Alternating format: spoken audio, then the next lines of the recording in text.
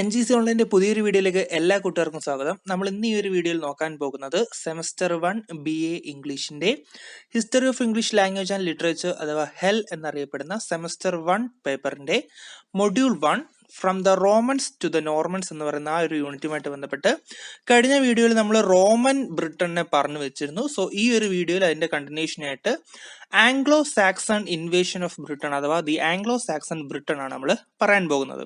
Channel ഇഷ്ടപ്പെടുകയാണെങ്കിൽ subscribe ചെയ്യുക, like ചെയ്യുക, നിങ്ങളുടെ അഭിപ്രായങ്ങൾ കമന്റ് ചെയ്യുക, മറ്റു സുഹൃത്തുക്കൾക്ക് ഷെയർ ചെയ്യുക.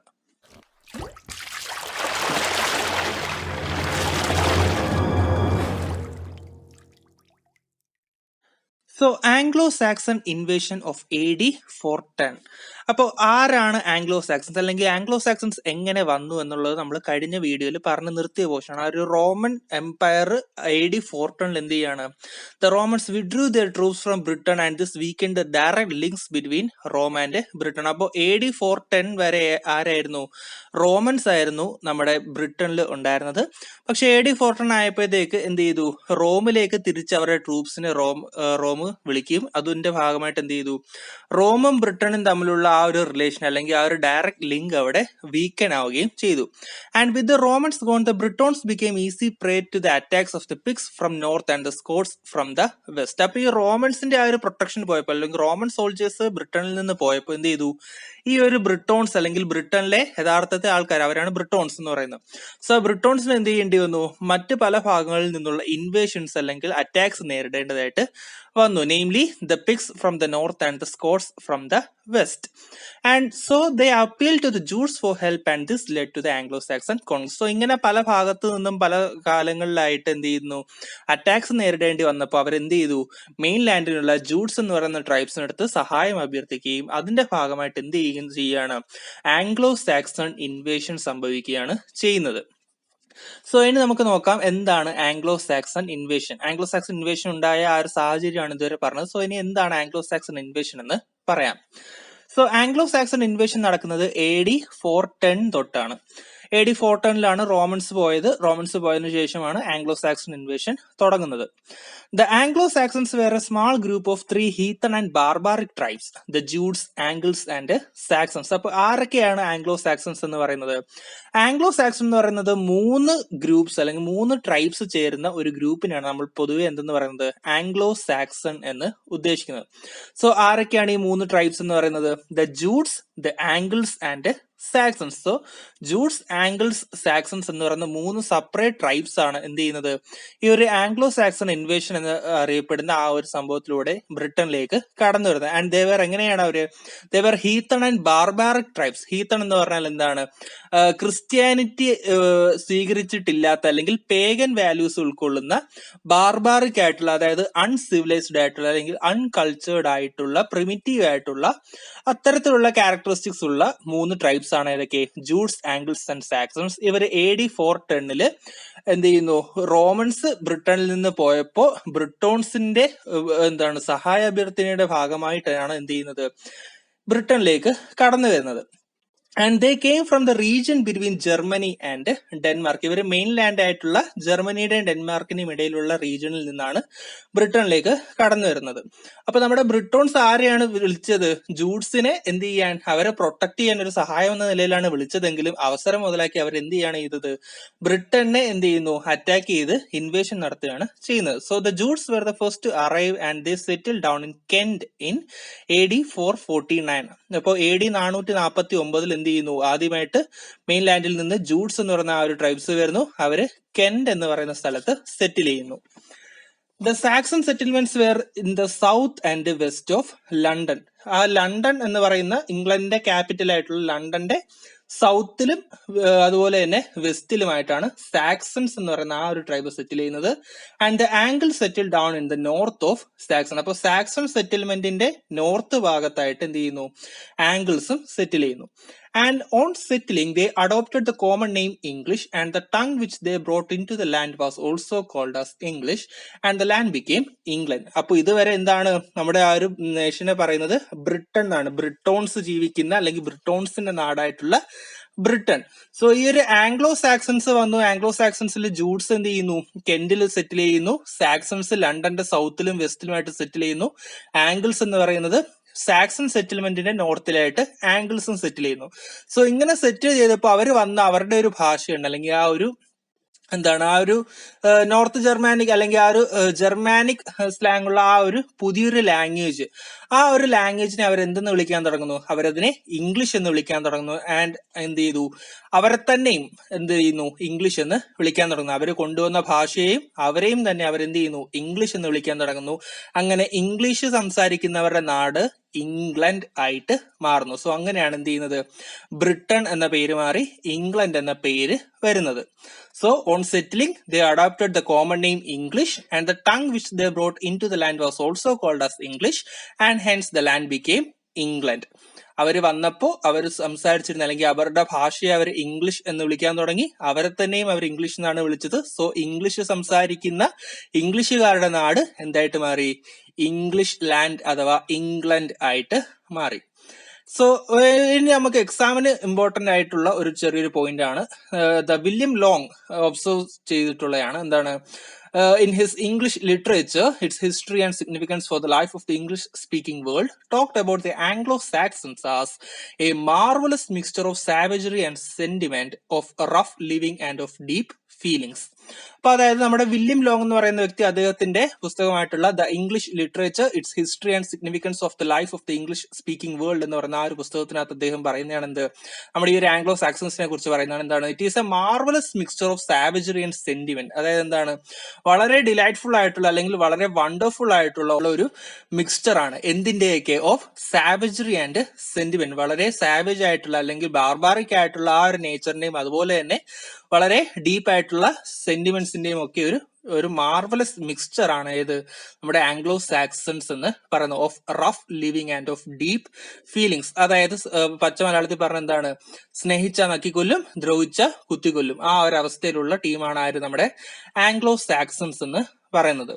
And they destroyed all vestiges of the Roman civilization, and the land remained heathen until it embraced Christianity by AD 600. അപ്പൊ നമുക്കറിയാം ആ ഒരു റോമൻസ് വന്നപ്പോൾ നമ്മൾ പറഞ്ഞു, റോമൻസിന്റെ ആ ഒരു റോമൻ മിത്തോളജിയുടെ കൂടെ തന്നെ എന്തും കയറി വന്നായിരുന്നു ഇംഗ്ലണ്ടിലേക്ക്, നമ്മുടെ ക്രിസ്ത്യാനിറ്റി, ജീസസ് ക്രൈസ്റ്റിന്റെ സ്റ്റോറീസും നമ്മൾ ഇംഗ്ലണ്ടിലേക്ക് കൊണ്ടുവന്നായിരുന്നു അവര്. സോ നമ്മുടെ ആംഗ്ലോ സാക്സൺസ് വന്നപ്പോൾ, ആംഗ്ലോ സാക്സൺസ് എങ്ങനെയുള്ളതാണ്, വളരെ ഹീത്തനായിട്ടുള്ള അല്ലെങ്കിൽ വളരെ പേഗൻ ആൻഡ് ബാർബാറിക് ആയിട്ടുള്ള ട്രൈബ്സ് ആണ് നമ്മുടെ ആംഗ്ലോ സാക്സൺ എന്ന് പറയുന്നത്. സോ അവര് വന്നപ്പോൾ എന്ത് ചെയ്തു, ഈ ഒരു റോമൻ സിവിലൈസേഷന്റെ ഭാഗമായിട്ടുണ്ടായിരുന്ന എല്ലാം എന്ത് ചെയ്തു, അവര് നശിപ്പിച്ചു. അതിനൊപ്പം തന്നെ എന്ത് ചെയ്തു, ആ ക്രിസ്ത്യാനിറ്റി എന്ന് പറയുന്ന ഒരു മതത്തെയും എന്ത് ചെയ്തു, അവരെടുത്ത് കടലിൽ കളഞ്ഞു. And the land remained heathen. Heathen means എന്താണ്, ക്രിസ്ത്യാനിറ്റി അല്ലാത്ത അല്ലെങ്കിൽ ഒരു പേഗൻ ബിലീഫ്സ് ഉൾക്കൊള്ളുന്ന ആ ഒരു state. So the land remain heathen until it embraced Christianity by AD 600. അപ്പോൾ AD 600 വീണ്ടും ക്രിസ്ത്യാനിറ്റി തിരിച്ചു വരുന്നത് വരെ എന്ത് ചെയ്തു, ഇംഗ്ലണ്ട് ഹീത്തണായിട്ട് തന്നെ നിലനിന്നു, അല്ലെങ്കിൽ ക്രിസ്ത്യാനിറ്റിയിൽ നിന്നും വിട്ടുനിന്നു. അപ്പോ റോമൻസ് വന്ന സമയത്ത് ക്രിസ്ത്യാനിറ്റി ഇൻ ബ്രിട്ടൻ വേറൊരു സെപ്പറേറ്റ് ടോപ്പിക് ആയിട്ടാണ് പറയുന്നത്. സോ എങ്കിലും ജസ്റ്റ് ഒന്ന് ഓർത്തിരിക്കുക, ക്രിസ്ത്യാനിറ്റി ബ്രിട്ടനിൽ വരുന്നത് ആദ്യം റോമൻസിന്റെ വരവോടുകൂടിയാണ്. റോമൻസ് ആ ഒരു കച്ചവടത്തിനും മറ്റുമൊക്കെ വരുന്ന കൂട്ടത്തിൽ, അവരുടെ കഥകളൊക്കെ പറയുന്ന കൂട്ടത്തിൽ ക്രിസ്ത്യാനിറ്റി അല്ലെങ്കിൽ ജീസസ് ക്രൈസ്റ്റിന്റെ സ്റ്റോറീസ് ഒക്കെ പറഞ്ഞ് അങ്ങനെ ബ്രിട്ടനിലൊരു ക്രിസ്ത്യാനിറ്റി വളർന്നു വന്നിരുന്ന സമയത്താണ് എന്ത് ചെയ്യുന്നത്, AD 410 ആംഗ്ലോ സാക്സൺസ് കയറി വരുന്നത്. ആംഗ്ലോ സാക്സൺസ് റോമൻ സിവിലൈസേഷന്റെ എല്ലാം നശിപ്പിച്ച കൂട്ടത്തിൽ എന്ത് ചെയ്തു, ക്രിസ്ത്യാനിറ്റിയും എടുത്ത് ദൂരെ കളഞ്ഞു. സോ അതിന്റെ ഭാഗമായിട്ട് എന്ത് ചെയ്തു, ക്രിസ്ത്യാനിറ്റി പിന്നെ ഇല്ലാതായി. പിന്നെ AD 600 ഉണ്ടായ ചില സംഭവങ്ങളിലൂടെയാണ് എന്ത് ചെയ്യുന്നത്, വീണ്ടും ക്രിസ്ത്യാനിറ്റി ബ്രിട്ടനിലേക്ക് തിരിച്ചു വരുന്നത്. അപ്പൊ ക്രിസ്ത്യാനിറ്റി ഇൻ ബ്രിട്ടൻ 2 കാലഘട്ടങ്ങളിലായിട്ടാണ് വരുന്നത്. ഇത് നിങ്ങൾക്ക് കൂടുതൽ ഇമ്പോർട്ടന്റ് ഉള്ളതാണ്, കാരണം സെമസ്റ്റർ 4-നകത്ത് ലാംഗ്വേജിന്റെ ഹിസ്റ്ററി സെപ്പറേറ്റ് ആയിട്ട് പഠിക്കുന്നുണ്ട്. ആ ഒരു സമയത്ത് ഈ ഒരു ക്രിസ്ത്യാനിറ്റിയുടെ ഇൻഫ്ലുവൻസ് ഇൻ ദ ലാംഗ്വേജ് ഒക്കെ നമ്മൾ സെപ്പറേറ്റ് പഠിക്കുമ്പോൾ ഈ ഒരു 2 ഫേസും ഒക്കെ വളരെ ഇമ്പോർട്ടന്റ് ആയിട്ടുള്ളതാണ്. അതുപോലെ തന്നെ വില്യം ലോങ്ങിന്റെ ആ ഒരു ആംഗ്ലോ സാക്സന്റെ ആ ഒരു ഒബ്സർവേഷൻ, അതും നിങ്ങൾക്ക് എക്സാമിന് ഇമ്പോർട്ടന്റ്. എക്സാമിന് ഈ ഒരു കോട്ടൊക്കെ എഴുതി വെക്കുകയാണെങ്കിൽ അതിനൊക്കെ മാർക്ക് വീഴാനുള്ള സാധ്യതയുള്ളതാണ്. ആൻഡ് കോട്ട്സ് എഴുതുമ്പോൾ ശ്രദ്ധിക്കേണ്ട കാര്യം, നിങ്ങൾക്ക് കറക്റ്റ് ആയിട്ട് ഫുള്ള് പഠിച്ച് നല്ല ഓർമ്മയുണ്ട് ഉറപ്പാണെങ്കിൽ മാത്രം എന്ത് ചെയ്യുക, കോട്ട്സ് എഴുതിയത് അണ്ടർലൈൻ ചെയ്യുക, അല്ലെങ്കിൽ അണ്ടർലൈൻ ചെയ്യേണ്ട എഴുതി വെക്കുക. സോ അതൊക്കെയാണ് നമ്മുടെ ഈ ഒരു Roman civilisation and Anglo Saxon വന്നപ്പോൾ അതിനുണ്ടായ മാറ്റങ്ങൾ. And though less civilised than the Romans they had a effective system of self government with many units. അപ്പൊ എന്താണ് നമ്മുടെ റോമൻസിനെ അപേക്ഷിച്ച് എന്താണ് വളരെയധികം പിന്നിലേക്കാണ്, അല്ലെങ്കിൽ അൺസിവിലൈസ്ഡ് ആണ് ആര് നമ്മുടെ ആംഗ്ലോ സാക്സൺസ്. പക്ഷേ എങ്കിൽ കൂടി അവർക്ക് എന്തുണ്ടായിരുന്നു, they have a very effective system of self government with many units. ഇപ്പൊ നമ്മുടെ നാട്ടിൽ പഞ്ചായത്ത്, മുനിസിപ്പാലിറ്റി, കോർപ്പറേഷൻ എന്നൊക്കെ പറയുന്നത് പോലെ എന്ത് ചെയ്തു, വളരെയധികം എഫക്റ്റീവ് ആയിട്ടുള്ള ഒരു സെൽഫ് ഗവൺമെന്റ് സിസ്റ്റം ആർക്കുണ്ടായിരുന്നു, നമ്മുടെ ആംഗ്ലോ സാക്സൺസിന് ഉണ്ടായിരുന്നു. വിത്ത് മെനി യൂണിറ്റ്സ്. ഏറ്റവും ടോപ്പിൽ കിങ്ഷിപ്പ്, അതിന് താഴെ വിത്താൻ ഓർ ദ കിങ്സ് കൗൺസിൽ, അതിന് താഴെ ദി ഷയർ, അതിന് താഴെ ദി 100, അതിന് താഴെ ദ ടൗൺഷിപ്പ്. ഇങ്ങനെ പല യൂണിറ്റ്സിലുള്ള ഒരു effective system of self government ആർക്കുണ്ടായിരുന്നു, നമ്മുടെ ആംഗ്ലോ സാക്സൺസിന് ഉണ്ടായിരുന്നു. ആ ഒരു ഓർഡർ പഠിച്ചിരിക്കുക, എക്സാമിന് ഇമ്പോർട്ടന്റ് ആണ്. കിങ്ഷിപ്പ് ഏറ്റവും ടോപ്പില്, അതിന് താഴെ വിത്താൻ, ദി ഷയർ, ദി 100, ദ ടൗൺഷിപ്പ്. ഇതിനകത്ത് വിത്താൻ എന്ന് പറയുന്നതാണ് ഏത്, ദ കിങ്സ് കൗൺസിൽ എന്ന് പറയുന്നത്. ഇനി അവിടുത്തെ ആ ഒരു സൊസൈറ്റി നമുക്ക് നോക്കാം. The king was vested with all powers of the executive, legislative and judicial. നിയമനിർമ്മാണവും നീതി നടപ്പാക്കുന്നതും അതെല്ലാം എക്സിക്യൂട്ട് ചെയ്യുന്നതും എല്ലാം ആരുടെ ചുമതലയായിരുന്നു, അല്ലെങ്കിൽ ആരുടെ പവർ ആയിരുന്നു, നമ്മുടെ കിങ്ങിന്റെ സോൾ പവർ ആയിരുന്നു. The king was vested with the powers of the executive, legislative and judicial. And women were treated with respect and were given liberty. അപ്പൊ മറ്റുള്ള പല നമ്മളിപ്പോ വളരെയധികം ബാർബാറിക് ആയിട്ടുള്ള അല്ലെങ്കിൽ അൺസിവിലൈസ്ഡ് ആയിട്ടുള്ളതൊക്കെയാണ് എന്ന് പറയുമ്പോൾ തന്നെ എന്ത് ചെയ്യുന്നുണ്ടായിരുന്നു, ആംഗ്ലോ സാക്സൺസിൽ സ്ത്രീകൾക്ക് എന്ത് ചെയ്യുന്നുണ്ടായിരുന്നു, കൃത്യമായിട്ടുള്ള ഇമ്പോർട്ടൻസും ഫ്രീഡവും റെസ്പെക്റ്റും കൊടുക്കുന്നുണ്ടായിരുന്നു. Women were treated with respect and were given liberties. And they were even permitted to have private influences and interventions in public affairs. പൊതു കാര്യങ്ങളിലും അത്തരത്തിലുള്ള കാര്യങ്ങളിലും ഒക്കെ ഇടപെടാനുള്ള അവകാശവും അധികാരവും ആർക്കുണ്ടായിരുന്നു, സ്ത്രീകൾക്ക് ആംഗ്ലോ സാക്സൺ സൊസൈറ്റിയിൽ ഉണ്ടായിരുന്നു. And they had property rights and were land owners. അവർക്ക് സ്വന്തമായിട്ട് അവരുടെ പേരിൽ എന്ത് ചെയ്യാനുള്ള കാര്യങ്ങൾ, പ്രോപ്പർട്ടീസ് കൈവശം വെക്കാനുള്ള അവകാശം ഉണ്ടായിരുന്നു. അതുകൊണ്ട് തന്നെ പലരും എന്തായിരുന്നു, ലാൻഡ് ഓണേഴ്സ് ആയിരുന്നു. And woman were of equal status as men. പുരുഷന്റെ അതേ ഒരു സ്റ്റാറ്റസിൽ തന്നെ അല്ലെങ്കിൽ ഈക്വൽ ആയിട്ട് തന്നെയാണ് എന്ത് ചെയ്തിരുന്നത്, സ്ത്രീകളെയും ആംഗ്ലോ സാക്സൺ സൊസൈറ്റിയിൽ പരിഗണിച്ചിരുന്നത്. And by AD 613, the Anglo-Saxon conquest of southeastern Britain was complete and 7 kingdoms or the Anglo-Saxon heptarchy was established. The kingdoms are Kent, Essex, Sussex, Wessex, East Anglia, Mercia and നോർത്തംബ്രിയ. അപ്പൊ എന്താ പറയുന്നത്, നമ്മുടെ AD 410 romance പോയത്. ആ ഒരു സമയം തൊട്ട് ജൂട്സിന്റെ ആ ഒരു വരവിനുള്ള പ്രിപ്പറേഷൻ ആയിരുന്നു. AD 449 ആയപ്പോഴത്തേക്ക് ആദ്യമായിട്ട് എന്ത് ചെയ്യുന്നു, നമ്മുടെ ജൂട്സ് കെന്റില് ആദ്യമായിട്ട് എന്ത് ചെയ്യുന്നു, സെറ്റിൽമെന്റ് നടത്തുന്നു. ആൻഡ് പിന്നീടുള്ള പല കാലഘട്ടങ്ങളിൽ പല ഡെവലപ്മെന്റ്സ് ഉണ്ടായി. ബൈ AD 613, AD 613 കൂടി എന്ത് ചെയ്യാണ്, the Anglo Saxon conquest of south eastern Britain was complete. ബ്രിട്ടന്റെ സൗത്ത് ഈസ്റ്റേൺ പാർട്ടിൽ ആംഗ്ലോ സാക്സൺ കോൺക്വസ്റ്റ് അല്ലെങ്കിൽ ഇൻവേഷൻ കംപ്ലീറ്റ് ആവുന്നു ബൈ AD 613. ആൻഡ് അതിന്റെ റിസൾട്ട് ആയിട്ട് എന്ത് ചെയ്യാണ്, 7 Anglo Saxon kingdoms known as this Anglo Saxon heptarchy. ഒരു 7 കിങ്ഡംസിനെയാണ് നമ്മൾ ഹെപ്റ്റാർക്കി എന്ന പേരുകൊണ്ട് പറയുന്നത്. ആംഗ്ലോ സാക്സൺ ഹെപ്റ്റാർക്കി ചോദിക്കുകയാണെങ്കിൽ ഈ ഒരു 7 കിങ്ഡംസ് ആണ് ഉദ്ദേശിക്കുന്നത്. So, by AD 613, the Anglo-Saxon conquest of southeastern Britain was complete and the 7 kingdoms or Anglo-Saxon heptarchy was established. ഇനി ഏതൊക്കെയാണ് ഈ കിങ്ഡംസ് എന്ന് നോക്കാം. First one is Kent. Kent എന്ന് പറയുന്നത് എപ്പോഴും ഓർത്തിരിക്കുക, ജൂട്സിന്റേതാണ് കെന്റ്. ജൂട്സ് ആദ്യമായിട്ട് സെറ്റിൽ ചെയ്ത സ്ഥലവുമാണ് ഏത്, കെന്റ് എന്ന് പറയുന്നത്. So Kent of Jutes, Essex, Sussex, Wessex. Essex, Sussex and Wessex ഈ 3 ആരുടെയാണ്, സാക്സൺസിന്റേതാണ്. പിന്നെ ഉള്ളത് east Anglia, Mercia and Northumbria. ഈ 3 ആംഗിൾസിന്റേതാണ്. അപ്പൊ മൊത്തം 7 kingdoms, 3 Saxon, 3 Angles, 1 Jutes. Essex, Sussex, Wessex സാക്സൺസിന്റേതും, ഈസ്റ്റ് ആംഗ്ലിയ, മെർസിയ, നോർത്തംബ്രിയ ആംഗിൾസിന്റേതും, കെന്റ് എന്ന് പറയുന്നത് ജൂട്സിൻ്റെത്. And with no amity among them they try to establish dominance over the others. അപ്പോൾ ഒരേ കാലഘട്ടങ്ങളിൽ എസ്റ്റാബ്ലിഷ് ചെയ്ത് ഒരേപോലെ ഡെവലപ്പ് ചെയ്ത് വന്ന കുറെ 3 സെപ്പറേറ്റ് ട്രൈബ്സ് ആണ്. അതിന്റെ ഭാഗമായിട്ട് എന്ത് ചെയ്യാണ് 7 സെപ്പറേറ്റ് കിങ്ഡംസ് അല്ലെങ്കിൽ ആംഗ്ലോ സാക്സൺ ഹെപ്റ്റാർക്കി ഫോം ചെയ്തിരിക്കുകയാണ്.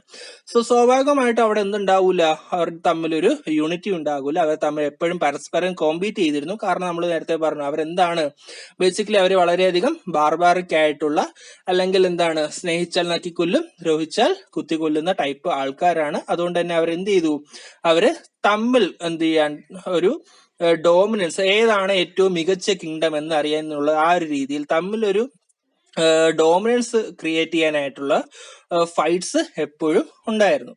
And eventually Northumbria, Wessex and Mercia emerged as 3 dominant states among the heptarchy. And അവസാനം ഈ ഒരു ഇങ്ങനെ പല കാലങ്ങളിലും യുദ്ധം നടന്നു. അതിന്റെ ഭാഗമായിട്ട് എന്ത് ചെയ്യാണ് ഫൈനലി നോർത്തംബ്രിയ, വെസെക്സ് ആൻഡ് മെർസിയ ഈ 3 കിങ്ഡംസ് എന്ത് ചെയ്യാണ് ഈ ഒരു ആംഗ്ലോ സാക്സൺ ഹെപ്റ്റാർക്കിയിലെ ഏറ്റവും ഇമ്പോർട്ടന്റ് ആയിട്ടുള്ളതായിട്ട് വരികയാണ്. നോർത്തംബ്രിയയും അതുപോലെ തന്നെ മെർസിയയും ആംഗിൾസിൻ്റെതാണ്. വെസെക്സ് എന്ന് പറയുന്നത് സാക്സൺസിൻ്റെതാണ്.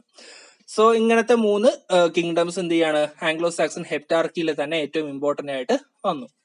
The Anglo-Saxons had an ingrained passion for action which expressed itself in fighting and in battle. അപ്പൊ അവർ ഒട്ടും സമാധാനപ്രിയരായിരുന്നില്ല. അവർ എപ്പോഴും എന്ത് ചെയ്യാണ് അവര് എപ്പോഴും അവരുടെ ആ ഒരു പാഷൻ ഫോർ ആക്ഷൻ എന്ത് ചെയ്യാണ് എപ്പോഴും അവരുടെ ഫൈറ്റിംഗ്സിലും അല്ലെങ്കിൽ എപ്പോഴും അവരുടെ ബാറ്റിൽസിലേക്ക് നയിച്ചിരുന്നു.